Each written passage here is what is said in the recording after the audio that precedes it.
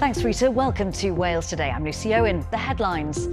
It's essential for life-saving treatment. Now an appeal is launched to recruit young blood donors to ensure hospitals have continued supplies in the future. You also get a text to let you know where your blood donation was used, at what date and what time. So there's a real sense of connection to the fact that you've donated blood and it's being used. Also tonight, Nathan Osmond's body was found at the foot of a remote cliff in Benidorm. His family say they're frustrated that a second investigation in Spain has concluded his death was an accident. The Royal Welsh Show is a summer staple in the agricultural calendar, but organisers have announced they're axing their spring event. Marking 200 years of the modern railway, a lost coal train restored and back on track at Blaenavon. Hello, we'll have the latest from the World Athletics Championships as Wales's fastest man prepares to compete. And he's looking good, he's going to do it. Jones has beat the world champion, he's beat the Olympic champion, now he's trying to beat the clock. Steve Jones. They couldn't quite believe it. The first time Steve Jones completed a marathon, he won it and smashed the world record. 41 years after he shocked the sporting world, a statue's unveiled in his honour. I finished it going, do you know you just broke the world record? I didn't. It was almost as surreal as looking at myself on a piece of stone right there.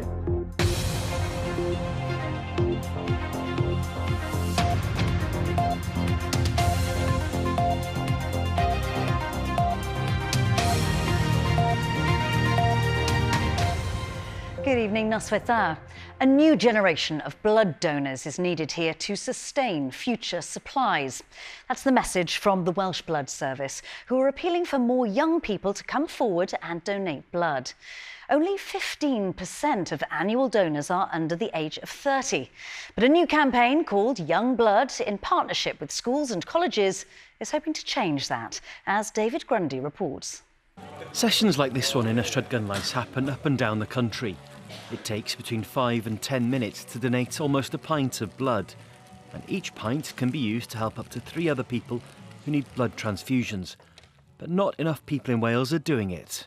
The Welsh Blood Service collects 100,000 donations every year, but just 3% of those who are eligible to give blood do so, and just 15% of those are under the age of 30.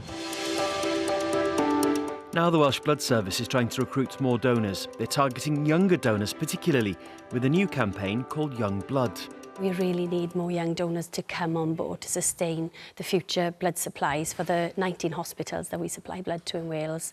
It's really important. Blood is used for many different treatments, cancer treatments, people who've had traumatic injuries, mums during childbirth. Teachers and sixth formers at this school in Penarth have been giving blood for the last decade, with a mobile donation centre taking over the school gym twice a year. And head boy Seth says knowing where his blood donation's gone, in this case to Ysbyty Glan-Clwyd in Bodalwyddan, is rewarding.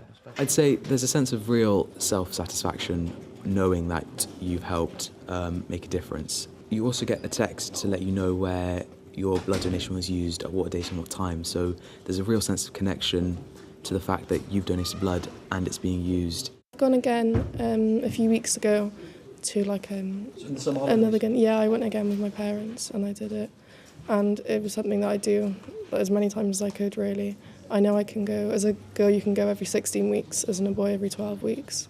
So you can do it quite frequently. People say the first time you do it is the hardest, and it gets easier from then on, just because of the confidence factor. And for me, the first time was so easy, and 100% I would do it again.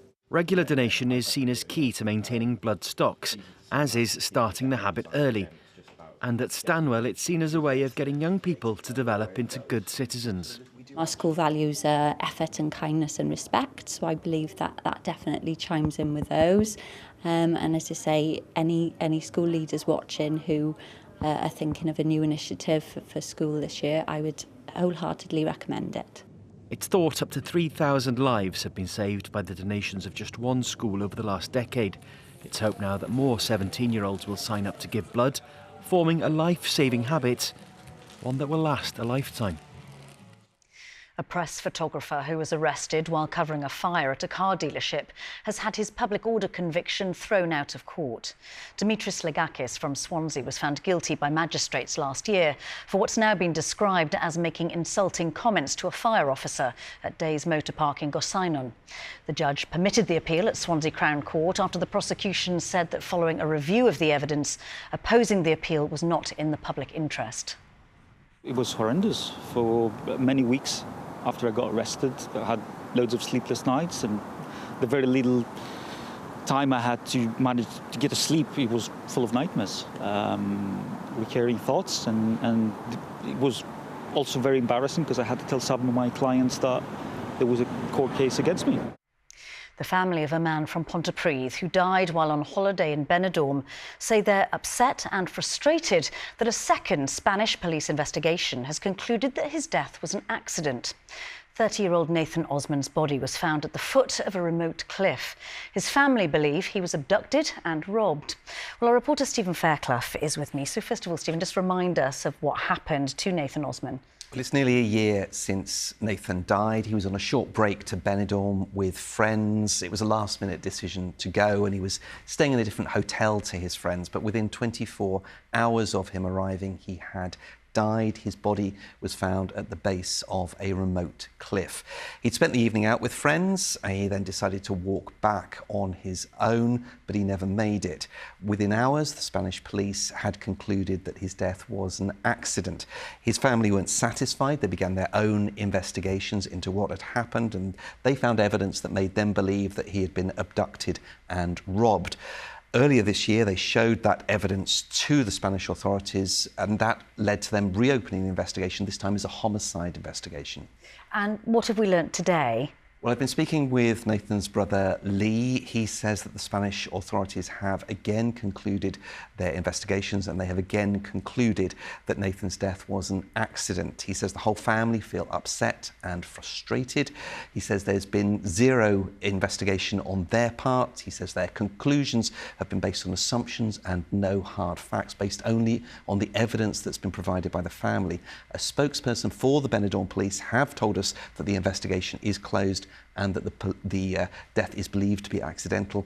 Lee Evans says that Nathan hasn't been given any thought or any justice. He says it's particularly hard as the anniversary of Nathan's death approaches, and the family feel they've been abandoned. They've got lawyers on the case, and they say they will continue to work to find out what happened to Nathan.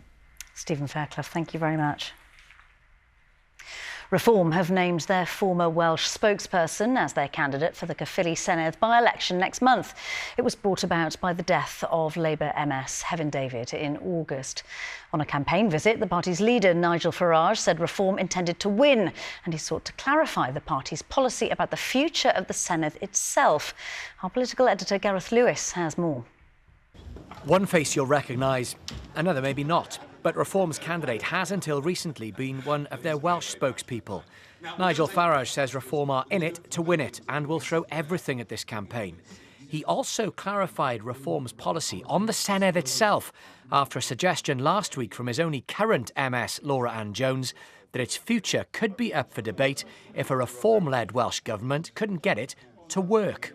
Devolution is here. Devolution isn't going away. Devolution actually is very likely to gain more powers as the years go by. So there is no policy from us to scrap the Senedd or any hint of any kind. What we have said is the disenchantment with devolution because of lack of delivery, and that is what we seek to change. Laura Ann Jones has also made headlines this week after the leak of a yet-to-be-published report by the Senedd Standards Commissioner.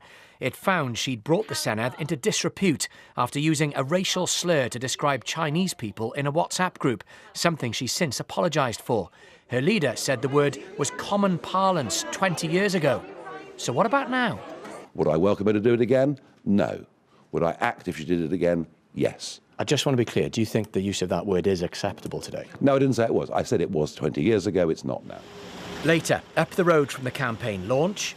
All right, I declare the Caerphilly campaign office now well and truly open. Let's get behind this man. Their candidate, who stood for election for the Conservatives in Cardiff in the 2022 council elections, pledged that a Reform-led government would keep the NHS free at the point of delivery and free prescriptions. And what about the constituency campaign pitch itself? A pitch is a strong voice for Caerphilly. For years now we've seen that Caerphilly's been left behind. We can see it on the high street, public transport, business rates. There's a Senedd that just really isn't listening to them, and that's what my pitch is, to be a strong voice in that Senedd representing them and holding this government to account. Labour, Plaid Cymru, the Conservatives and Reform have now named their candidates for a by-election that, given the circumstances, none of the parties wanted. That said, they are up for the fight in a by-election that could shape not just what the Welsh Parliament looks like now, but it might also give a little pointer to what might happen in the Senedd election next May. Gareth Lewis, BBC Wales Today in Caerphilly. The Royal Welsh Agricultural Society has announced that it will no longer organise its Spring Festival. The weekend event, held in Llanelwedd over a weekend in May, usually attracts tens of thousands of visitors. But organisers say it won't happen next year, and discontinuing it will allow staff to concentrate on its flagship event, the Royal Welsh Show. Craig Duggan reports. Footage of the Spring Festival from 2 years ago. The weekend event attracted around 25,000 visitors and included livestock, horse and dog competitions. Also more than 200 trade stands, displays and activities. It used to be called the Smallholding and Countryside Festival and was run by Smallholder magazine until 2001, when the Royal Welsh Agricultural Society took it on. But now the organisers say the Spring Festival won't be held anymore. Last May's event was the last. In a letter, the Chief Executive says this decision will enable the organisers to concentrate more on the far bigger Royal Welsh Show, which is held in July, and other projects which will involve redeveloping parts of the showground. We've reflected long and hard, we've consulted, we commissioned a review, and clearly the timing of the festival falling in May does cause us some challenges in delivering the Royal Welsh Show, which is considered to be one of the largest events of its kind in Europe. And when you're running large events so close to your pinnacle, it does present some challenges. Milwyn Davies from Ceredigion has been taking sheep to compete at the festival for 15 years, and he's had success, coming away this year with a red rosette for first place. One more to add to the many hundreds he's had from other shows, local and national. Like many people, Milwyn is disappointed that there'll be no more spring festivals. I feel very angry about it because, it's very good for us to go and show, and the grandchildren, they join in, and they're enjoying themselves amongst us, and they learn about the sheep and how to show. A big loss, a very big loss, it is. We really understand some people will be disappointed by the decision. That said, we're actively seeking at this moment in time ways in which certain elements of the Spring Festival can continue. For example, the dog show or the equine show or the sheep show. Really successful components might be able to maintain their presence here. We can make available to the showground if there are external partners willing to help us put those elements on. The Spring Festival won't be held next year, and though aspects of it could restart in future under new organisers, its loss will leave a gap for many people in the agricultural calendar. You're watching Wales Today. Thanks for being with us. Still to come this evening.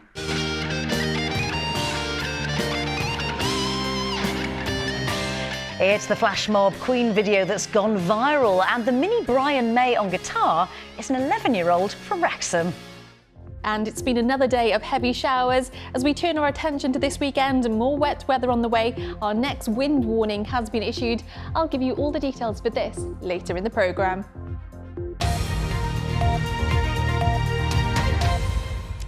200 years ago, the introduction of the modern railway revolutionised the way people across the world travelled. It's an anniversary being marked by volunteers at Blaenavon Heritage Railway. As well as the opening of a new platform, visitors will have the chance to see a coal train once thought lost, which was found in a convent. Dan Moffat reports.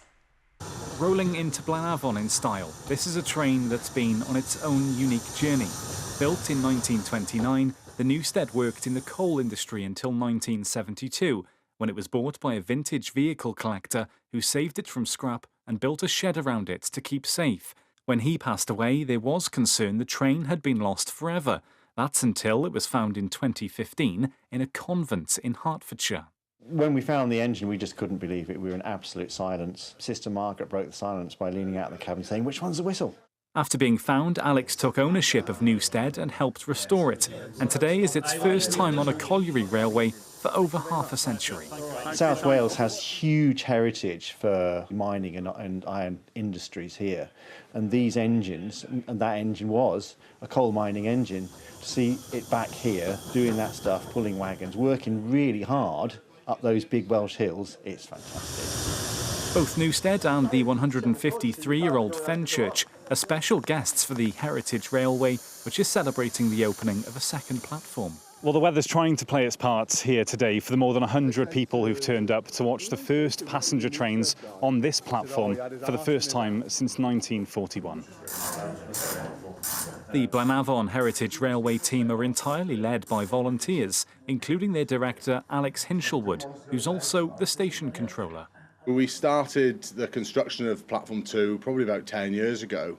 It was lovely to see some of the volunteers that started it off here today as well. And to see the project completed and 2 passenger trains sat at Blanavon was pretty special for us, yeah. The hope is that this new platform means they can run more trains here that serve the local area. So it's full steam ahead to try and achieve it. Oh, special day there. Tonight's sport now, and Thomas is here. Thomas. Plenty of sport for you tonight, Lucy. Hello. It's been an eventful year for Wales's fastest man. On the indoor track, Jeremiah Azu became Welsh, British, European and world champion. Now the 24-year-old is dreaming of more success outdoors in the 100 metres at the World Athletics Championships this weekend. Over 60 metres. Azu gets a very good start. No one is faster. Jeremiah Azu couldn't quite believe it when he won the world indoor title in China back in March. Oh, 6:50. Yes, yes, yes. 6 months on, expectations are higher than ever. Off he goes to celebrate. It's been a great start to this year, and I've always said, even before this year started, that this was going to be the best year of my life. So to see it really come into play has been a great thing. Azu returned to Cardiff to train at the start of the year, reunited with his coach Helen James, who encouraged him to take up athletics as a teenager. And now there's extra motivation to succeed since becoming a father. Of course, I still get up every day and train hard, but it's always so rewarding to come home, and he's at the age now where he recognises me, and you get that little smile and he's putting his hands up to be picked up by you, and it makes it all worth it. Those tough days where it's hard and you're struggling, but you keep pushing through because I've got to provide for him, and the better I can become, the more I can provide for him. This is the stadium Azu will be competing at this weekend. Japan has endured its hottest summer on record, with temperatures in Tokyo expected to reach at least 30 Celsius, with the humidity making it feel more like 40. There will be special cooling tents for the athletes, volunteers monitored for heat stroke. Spectators offered these. A lot of them are very experienced and they've done it before. They've been to hot and humid conditions. It is worse here than I think we were expecting. And certainly for Sunday, Monday, when the marathons are on, we've moved the walks forward and the marathons forward 30 minutes. It looks like it might be okay for the walks, maybe a bit of rain, but it looks very tricky on Sunday, Monday for the marathons. It's going to be hot, it's going to be sticky, humid, and those are going to be very tough races. So testing conditions and acclimatising at a training camp in Japan, Melissa Courtney Bryant. She's among 3 other Welsh athletes competing. It's the 5,000 metre race for her, while Abby Paulett starts her heptathlon next Friday, while the 4x400 relay is the priority for Swansea's Hannah Breyer. But Jeremiah Azu will be the first to compete tomorrow, with a capacity crowd of close to 50,000 watching on at the sports showpiece event. From Japan to South America and the World Rally Championship, where Elfyn Evans leads Rally Chile after the opening stages. The Toyota driver holds a half a second lead over Hyundai challenger Ott Tanak. Evans leads the drivers' standings with 3 more events to go. Ice hockey, and the new Cardiff Devils coach Paul Thompson says his side is equipped and ready to go ahead of the new season. After clinching their first European title in January, the Devils start this campaign with a Challenge Cup tie against Nottingham Panthers before hosting Sheffield Steelers on Sunday in Cardiff Bay. Their Elite League campaign starts next month. Glamorgan women, playing in their first ever season, are aiming to win their first silverware when they face Yorkshire in the One Day Cup Women's League 2 final on Sunday. The squad will not turn fully professional for another 2 years, and their coach says reaching the final is a fitting reward for her players who juggle their cricket commitments with careers away from the sport. I don't think we could really ask for too much more in this first season. So they did so much hard work in the winter, and I keep saying that whenever anyone asks me about it. They really did work hard, and I think a lot of them have just stepped up to this level so well. And we've got a range of ages in our squad. So, not all of them have had this sort of experiences that we've had this season, and I think that'll just help them to grow as cricketers. But overall, just so proud of how they've gone. He's a quiet and modest Welshman who shocked the world of sport. In 1984, Steve Jones, a technician with the RAF, went to Chicago and completed his first ever marathon. And what's remarkable, he won it and set a new world record, beating world and Olympic champions. 41 years on, he's returned to his hometown of Ebbw Vale, where a statue's been unveiled in his honour. Lily Hewitson reports. From pounding the pavement to being honoured in steel. He's perhaps one of the lesser-known heroes of Welsh sport, but Steve Jones set the standard, solidifying his place in athletics history, be it just over 40 years ago. I was by myself and I couldn't believe it. No idea at all what time I was running, how fast I was running, until I got to, a couple of 100 yards from the finish line, and people were going, "Hey, get the record." And I thought they meant the course record. I finished and going, "Do you know you just broke the world record?" I didn't, but it's surreal. It was almost as surreal as looking at myself on a piece of stone right there. It was this iconic moment in 1984 that saw Steve Jones become a world record holder, running the Chicago Marathon in precisely 2 hours, 8 minutes and 5 seconds, a full 13 seconds under the previous record. The following year, Steve ran it again, and in an even faster time, in 2 hours and 7 minutes.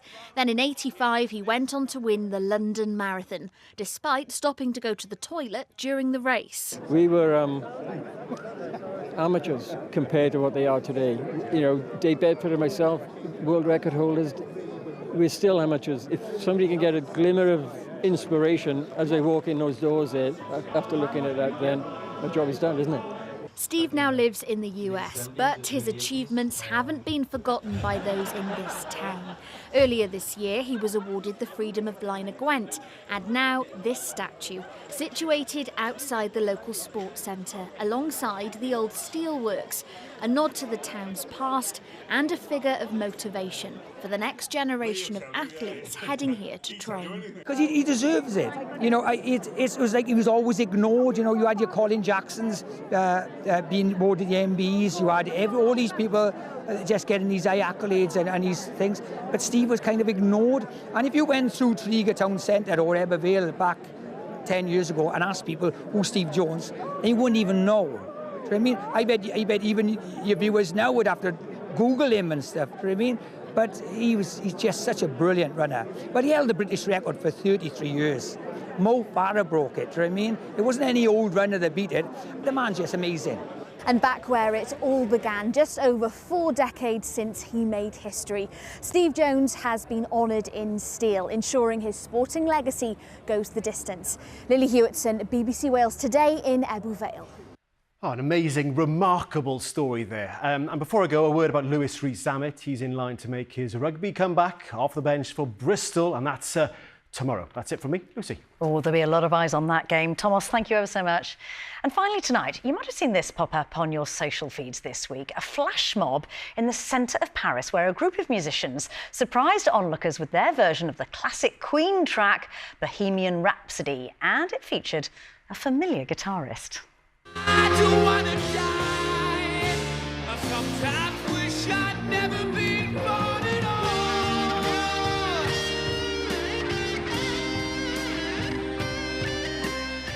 Yes, that's 11-year-old Ollie Pearson from Wrexham, who reached the finals of Britain's Got Talent this year. The video has been viewed hundreds of millions of times. I love the song, obviously, but but I hadn't really played it much. And then when I got asked to do this flash mob, I just practiced it like over and over and over again. It was just so amazing. I don't even have words for it. It's such an iconic rock song that it just had to be done sometime. He's doing brilliant, and we just take it one step at a time, and then we think it can't get any better, and then we have a week like this, you know. Britain's Got Talent, and then this being watched sort of 400 million times. Wow, fantastic. Keep going, Ollie. Not much of that Paris sunshine here today. Plenty of heavy downpours, though. Sabrina, how's the weekend looking? Hi, Lucy. I think the weekend is going to spoil some of your outdoor plans, actually. Plenty of heavy showers coming up in the forecast tomorrow. Again, those are going to be hit and miss, just like recent days, and then more significant rain by the time you get to Sunday. The winds are also set to strengthen to the extent that the Met Office have issued a wind warning. So let's start off by looking at that then, shall we? So they have now extended that warning to cover the whole country. Wind gusts Sunday and Monday, typically 45 to 55 miles per hour inland. If you head to more in the way of exposed coasts and hills, closer to around 60 to 70 miles an hour. The sort of situation where we could see a few branches down and some big waves. So there is the risk for some disruption. So our weather watchers photo today, then you can see this big vertically developed cloud. It's been another day where we've been trying to dodge some of those lively showers. More scenes like this tomorrow, and a few rainbows, I suspect. So this evening then we're going to see more in the way of showery rain, a trough moving through. So that will mean showers clustering together. I think it's quite an active band actually. So with this, I do expect the chance for some thunderstorms and hail once again. We'll keep that southwesterly breeze and overnight lows dipping away to around 9 to 12 Celsius. So our Saturday forecast then, we do it all over again. So more in the way of scattered showers, some heavy, the potential for some hail and rumbles of thunder.